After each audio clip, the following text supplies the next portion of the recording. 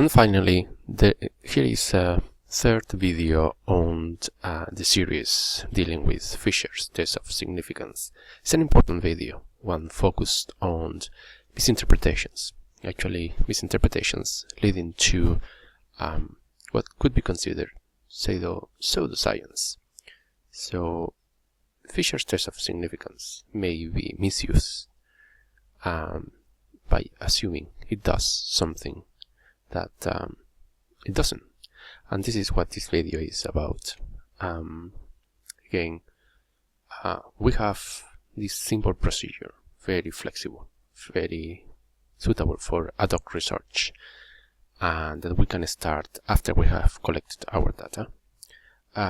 It has some implications, but also some risks, and these risks are important to take into consideration. One of them is assuming that a significant result at the end of the research will justify the quality of the methods, and alternatively, that a non-significant result will be explained by bad methodology, or for example, poor methodology, like a small sample size, or not enough consideration to the difference between the groups, or bad experimental treatment, or bad experimental control, etc. So none of these beliefs are true. A significant result may be achieved even if your methods are bad, and which means it is the significance of the result per se is not what counts. What counts,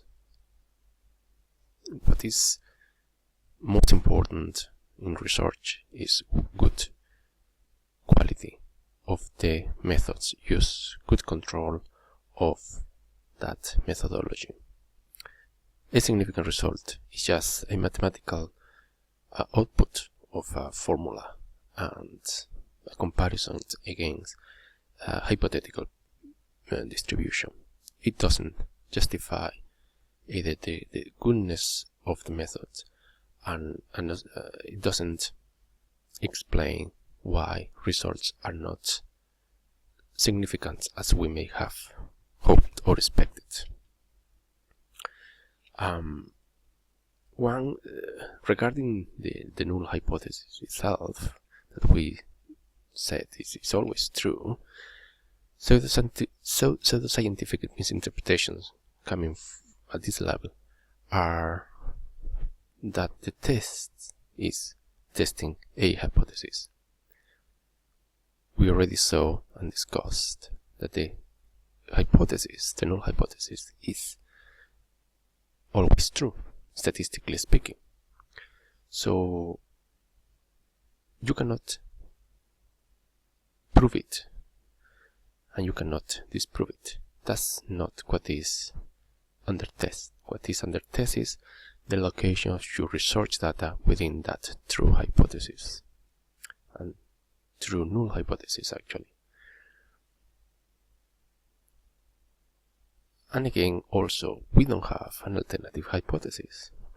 It doesn't contribute anything to the test. So again, you cannot prove or disprove this alternative hypothesis because it doesn't exist. Now here, what we need to consider is that there is a difference between what is called a substantive hypothesis, the one that you have in your mind, and the statistical hypothesis, that is the one that the test uses. So the statistical hypothesis is that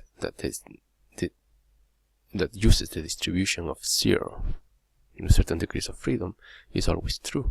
It cannot be proved or disproved. More importantly, this test tests data on those hypotheses assumed to be true. Therefore, the hypothesis is not tested. If you want to test hypothesis, you cannot use Fisher's for this purpose. You have to use a different methodology, Bayes methodology. The third step, we saw that okay, the whole idea of the test is to locate your research results in the null hypothesis and assess its significance. What misinterpretations come from here? One important misinterpretation is to take the p-value, whether significant or not, as meaning the probability of the null hypothesis being true. Again, we know that the null hypothesis is always true, therefore the p-value cannot be the probability of this hypothesis being true, because that probability is 1 already. So the p-value actually means the probability of the theoretical probability of your data on that distribution, not the probability of the null hypothesis per se. And equally, the inverse, the opposite of the p-value, is not evidence of the probability of the alternative hypothesis or of the probability of the hypothesis not being the null. Okay? So again, this hypothesis is never tested. And secondly, the p-value or its inverse doesn't inform anything about the probability of any hypothesis. It's only about the probability of the research data on a hypothesis, null hypothesis, assumed to be true. Then we assess the statistical significance, and some misinterpretation that may come from here is, in this case, misinterpreting the level of significance as a desired probability of making an error when rejecting the null hypothesis. And the misinterpretation goes like, if you set a low level of significance, like for example 5%, then this is the probability of you making an error when rejecting a true null hypothesis. But again, this is not possible, because